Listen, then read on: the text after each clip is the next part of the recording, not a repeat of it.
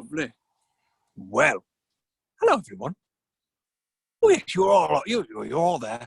Oh good. You stop picking your nose though, I can see you. Oh. Now yes, my name is Professor Jiggit, world famous magical explorer and storyteller. But you knew that, didn't you? Yes, you did. Now, you've just caught me stopping on a journey across the country. Yes, I've just stopped for a little rest. Yeah. But in fact, I may stay here tonight under this oak tree. It's very nice, isn't it? Yes, lovely. Yes. And then, once I go to sleep and the sun goes down, when it rises again in the morning and the birds begin to sing, I will wake up and I'll carry on my journey telling stories to all who will listen. So I wonder, would you like to listen to a story? Yeah, a bedtime story from the woods. Yeah, sounds good, doesn't it?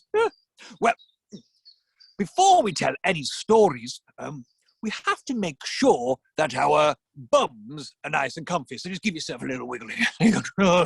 Get your bums a little wiggle there and make sure. Oh, lovely. There we go.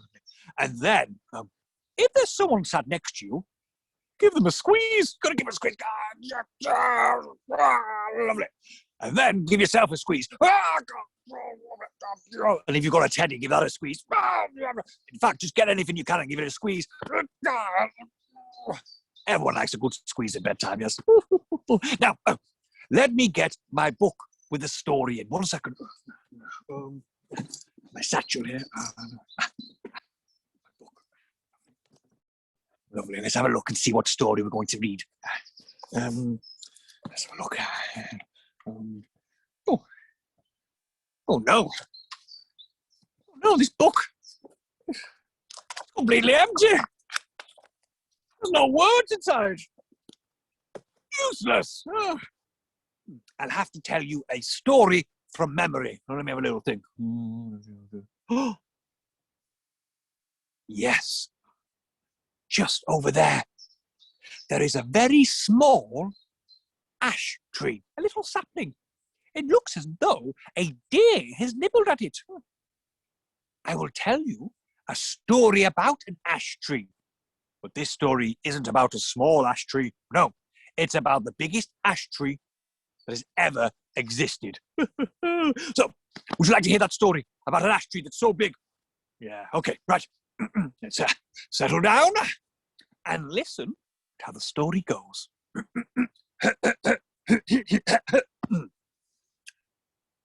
Once upon a time, as all good stories go, there was a giant ash tree.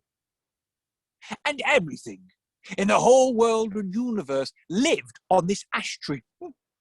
The trains, the teapots, the toilets, the toads, the toadstools, everything lived on one giant ash tree in space. Well, that's what the Vikings believed. And who's going to argue with the Viking? Huh? Not me, that's for sure. Oh, no. And at the top of this ash tree, up within the leaves of the canopy, live the Asgardian gods. You know, your Odins, your Thors, your Lokis, your Freyrs. Yeah? They all lived up in the canopy. And above them, on the very highest branch, lived an eagle. Oh, a huge eagle. An eagle. There it is. And on the bark of the ash tree, on the trunk, in Midgard, lived humans, me and you. And deep underground in the roots lived the dwarves and the elves and the frost giants and the fire giants and even ghosts, yes. But right on the tippy tip of the lowest root lived a humongous snake. A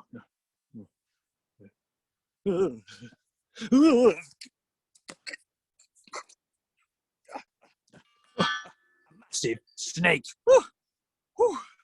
Now, the snake that lived in the bottom of the tree absolutely despised the eagle that lived on the top. And the eagle that lived on the top absolutely hated the snake at the bottom. Yeah. And they were always complaining about the other one. The eagle on the top was like this. Oh, look at me. I'm a snake. I sliver around on me belly eating mice. While the snake would say, look at me. I'm an eagle. I've got feathers and crusty feet. That's what they sound like. But luckily, because the eagle lived at the top and the snake lived at the bottom, they could never hear the other one complaining. Until the king of the squirrels, Ratatosk, decided to cause some mischief. I don't really have a squirrel. Can you imagine that that's a squirrel? Yeah, it looks squirrel enough, doesn't it? Yeah. Pretend this is Ratatosk the squirrel. Squeak. Yeah, makes sense, doesn't it? Now, Ratatosk the squirrel would climb up the ash tree to the canopy and listen to the eagle complaining about the snake. Look at me. I'm a snake. I slither around on the floor eating mice. Look at me tongue. And then Ratatosk the squirrel would scurry down the tree and tell the snake what the eagle just said. He said what? He said what? You go tell that eagle he's got a stinky beak face. Ugh. And so Ratatosk would run back up the tree and tell the eagle what the snake said. And then he'd go back down and up and down and up and up and down and down and up and down and up and down and up and down and up and down and up and down. And this went on and on and on. And Ratatosk was having such a great time winding these creatures up. But the eagle and the snake grew angrier and angrier. And soon they were going to meet in the middle of Midgard and have a fight. But before that could happen, Odin, the king of the gods, stood in. Now, Odin is a Viking god, so he'll need a helmet. I've got a Viking helmet. There we go. Let me just pop my Viking helmet on. There we go. Lovely. Perfect. Yeah. And he'll need a sword or an axe.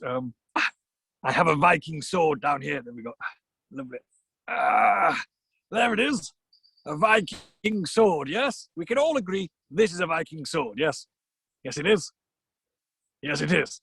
This is a Viking sword. Of course it is. Look at it. Okay, well, let's just pretend it is. Anyway, Odin said to Ratatosk, "Yeah, Ratatosk, what are you playing at? Winding up the eagle and snake? You gotta stop it. You're upsetting everyone. You're gonna make them fight. Stop." To which Ratatosk said, "Come on, Ratatosk. Squeak, squeak, squeak." Which means in squirrel, "I have no idea what you're talking about, man. I only speak squirrel." Oh, right, yeah, sorry. Squeakity squeak squeak, squeak squeak, squeakity squeak squeak squeak.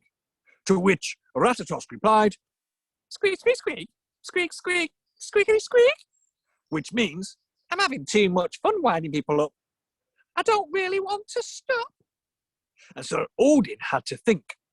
Usually, when Odin had a problem, and when people didn't do what he said, he would fight them, like he would fight the ice giants. But Odin knew that squirrels were mischievous and stubborn creatures. He knew you could not change a squirrel's mind once it was set on something. And so he thought, and Odin was wise, and Odin was clever, and Odin came up with a plan. Ratatosk, squeak, squeak, squeak, squeak, squeak. How about I give you a job? Squeak, squeak, squeak, squeak, squeak. You could be my master spy. What do you think? Squeak, squeak, squeak, squeak, squeak, squeak, squeak. And you could go up and down the ash tree, spying on every creature that has ever lived. What do you reckon to that then? You can be my spy. Squeak, squeak, squeakity, squeak, squeak, squeak. To which Ratatosk replied, "Squeak, squeak, squeak, squeak, squeak. Yeah, squeak, squeak, squeak, squeak, squeak, squeak." Of course, Ratatosk agreed. To be a spy for Odin, the king of the gods, what a great job. And so, that's better. The king of the squirrels, Ratatosk, became master spy for Odin, the king of the gods. And Ratatosk would run up and down the ash tree, spying on humans and gods and elves and dwarves and fire giants and ice giants and even ghosts, and then report back to Odin. And so, if anyone did anything silly or daft, Ratatosk would tell Odin, and Odin would turn up and sort them out, like that. Which means Ratatosk, becoming the greatest squirrel spy, also became the greatest squirrel, and all the other squirrels looked up to him, and they all wanted to learn how to become spies. And so Ratatosk taught every single squirrel in the whole entire world how to become a spy. Which means, if you see a squirrel today, that squirrel is actually a spy. And if you say something silly, or do something daft, like pick your nose and flick it at your grandma, or trump the alphabet,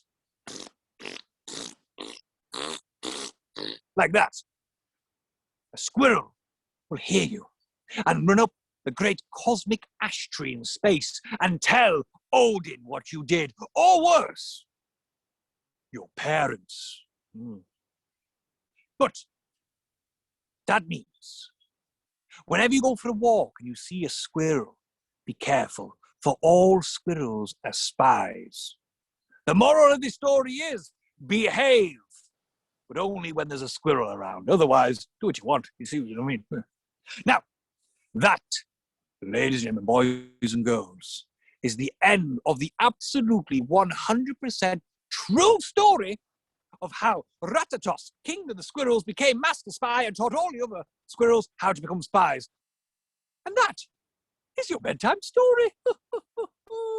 I hope you enjoyed joining me in the woods. I wonder, next time you go for a walk in the woodland, see if you can see a squirrel. Maybe shout a secret to the squirrel, a message to go and tell Odin and the other gods. They're great messengers, yes. Be kind to squirrels. Right. I am going to start making my camp for the night. But it's nearly bedtime. And soon enough, the stars will be coming out, and I'll need to go to sleep. Before I go, why not give everyone a big squeeze again? Give yourself a squeeze. Oh, give the person next to you a big squeeze. Oh, lovely. Give everyone a lovely squeeze. Oh, lovely. Thank you very much for listening. Have a good night and stay safe. Don't pick it and don't flick it. Good night now. Well, I hope you enjoyed that story.